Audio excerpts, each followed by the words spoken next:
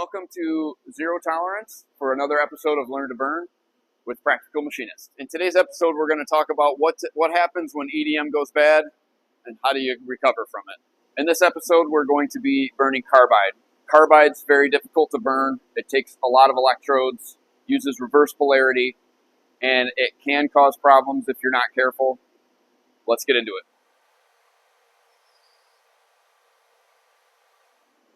It looks like we're burning good. It sounds a little different because of the carbide and the negative polarity. My trode's already worn, I can tell. We're going to let this go for a while. We'll come back and see. If your machine does not have a carbide setting, how can we make that work? We're going to take a look to see how this is doing. This job is hot, which means it's due soon, a few days. So I want to make sure that it's working good. We're going to take a look at it.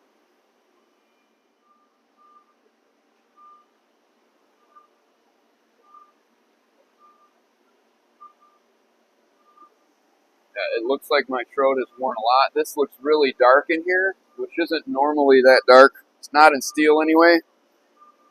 Usually I'll brush that off and we'll see what's going on in there. But it's really hot. Carbide is a different kind of beast. We did some smaller parts of carbide last month. Worked no problem with the settings that we got from Jim Weirdo. And yes, I said Weirdo. So this looks like it's okay. I'm going to let this keep going. We'll come back in a little bit.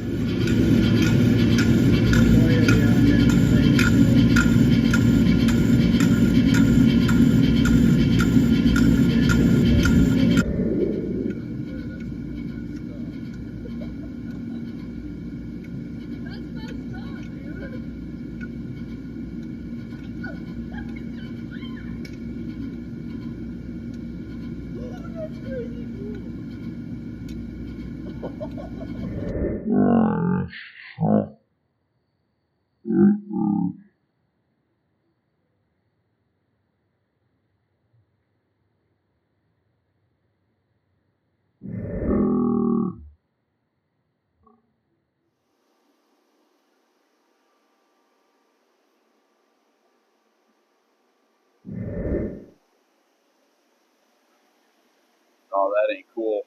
I'm not sure what's going on with that. We got something in there.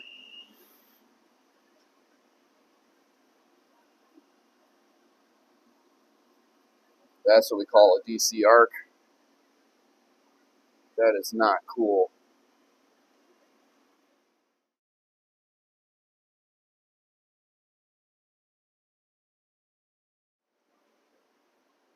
This makes me very upset.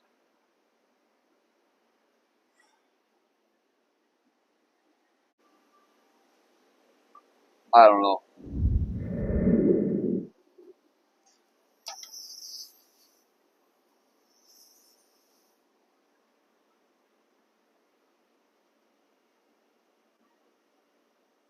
Hey Jim, I have got an issue. I'm burning carbide with graphite, and I've got a big growth on the part and the trode.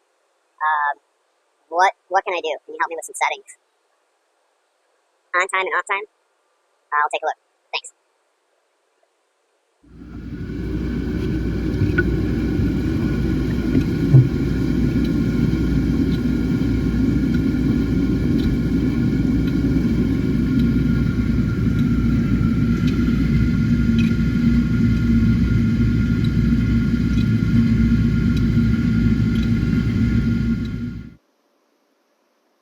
What the heck happened? All right, there's a couple things I'm going to have to do now. It looks like my part could be damaged, and the trode's definitely going to have to be cleaned up. But he was talking about on time and off time, and he said that carbide can get broken down by too much heat. And if your on time is too high, then it's too much amperage going into that area. And it can cause too much heat, which breaks down the binders in the carbide. So technically, my part might be damaged to the point where it's scrap, and I'm starting over. So I'm going to check that right now first, and then I'm going to make some changes, and then we're going to start, hopefully, another burn on this other part. All right, Jim explained to me how this should work. So in order to burn carbide properly, copper tungsten is the way to go. I made a decision to use graphite and just make a lot more electrodes. We got 8 electrodes. Typically I only need 2. But carbide is super, super dense, and it's a whole different animal. Not a lot of people do it. And we just burned carbide smaller pieces, and it didn't have an issue because it wasn't a large surface contact. So what he's explaining is we're taking a shovel and we're choosing which size shovel to use, and that's basically the amperage. So carbide needs high amps with tiny little bites. We're not taking giant shovel full, because the longer that shovel is in the burn, the hotter it gets, and it basically will melt my shovel or put a hole in my part. And that's exactly what happened here. This is just how my understanding of what he's explaining. So I'm going to turn my on time way down and my off time up so that it makes little tiny hits of spark faster. And this is inside the burn. So when it's sparking, it's actually nanoseconds that we're talking about. But these settings should make it work. I'm going to move over to the second part with these new settings from Jim, and let's see what happens. Here's the settings that Jim was telling me to change. So it's the TI and the TO. So TI is the on time, and this number is 200 right now. He's telling me to make it 5, and that will solve my problem. So I'm basically changing, in my mind, I'm changing to a super small shovel, and I'm going to take a lot of little tiny bites. So I'm basically digging a pool with a spoon, but it will not wreck my part, and that's what I'm after right now. I'm in trouble. I'm going to be late probably, and it's going to cost me, but I'm going to learn from this, and I'll be able to do this better in the future. All right, we're going to make this 5, and we're going to make this 40. And he said to do it for all of the regimes. So I'm going to change all these, and we're going to run them all. All right, we're just about ready to start this burn with the settings from Jim. We should have a lot more luck. It's going to take some time, but I'd rather make it right than ship a bad part, that's for sure.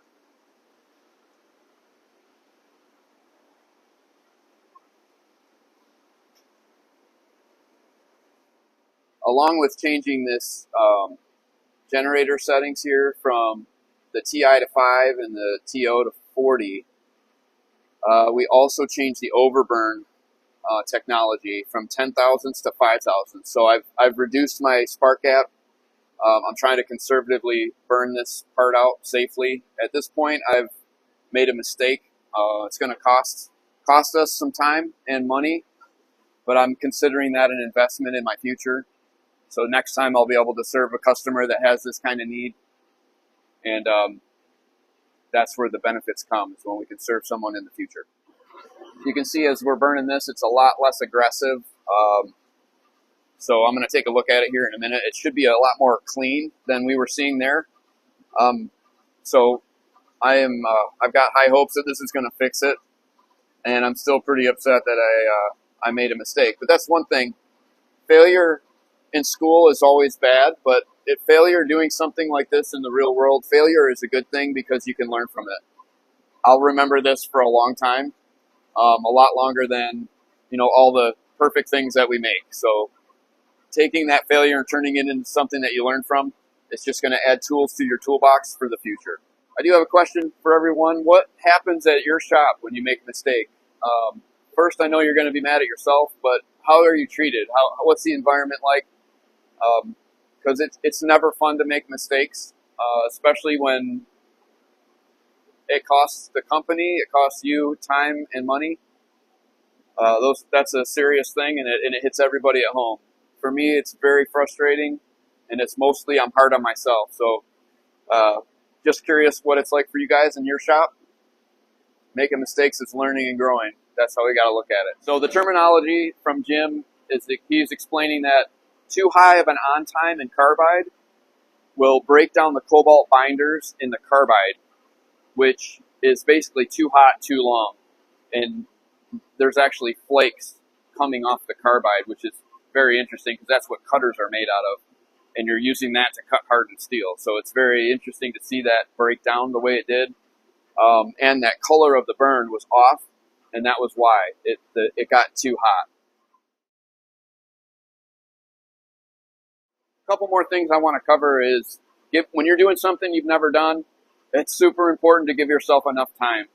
I like to take on challenges that other places won't do, and I always look at it as an opportunity to learn or ask questions. But in this instance, I'm glad I was here, because when something like that's going on in your machine, you could burn the machine down. You could cause a lot of damage. So you got to be careful and cautious, especially when you're doing something new. Let's take a look at how this burn is going with these settings. As you can see, even the color of the material looks better. It's not so dark, and that shows me that that's working well. This is going to take a little longer, but I am at a point where I'm willing to wait to make it right. I think it's important to talk about leaning on the resources that you have available, especially with the machines that you buy. Super important. You can be totally frustrated, make a phone call, and get good support. I suggest lean on those services as much as you can. In your shop, do you have the ability to ask for the help that you need? Get on the support line and make a call. And if you are you using that technology or using that resource enough? Because you could be completely frustrated for hours, or you can humble yourself a little, like I've had to do, and make a phone call and have an answer in a few minutes. It's going to be so much more beneficial to get those answers, get over the fact that you don't have to figure it out yourself. I know that's one of my things. I love to try to figure it out, but when the time is crunch time, it's smarter to make a phone call.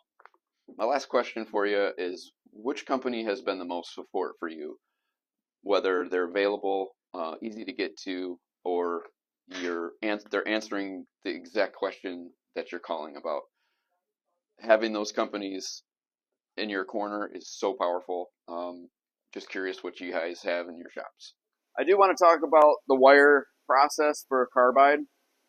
We had to wire the outside of this out of a square blank because they didn't make a round piece that would work for the size we needed.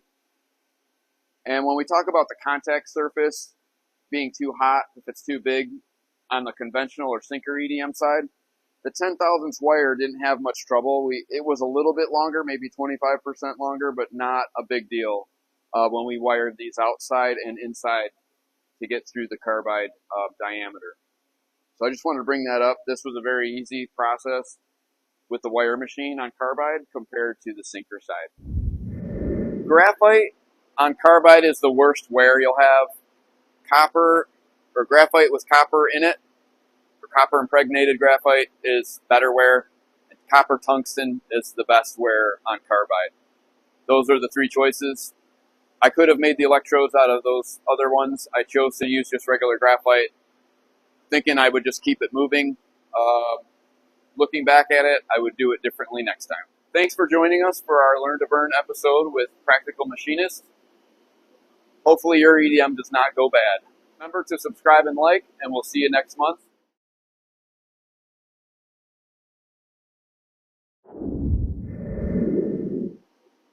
Sometimes it can go bad, real bad. Luckily, it's just Gatorade.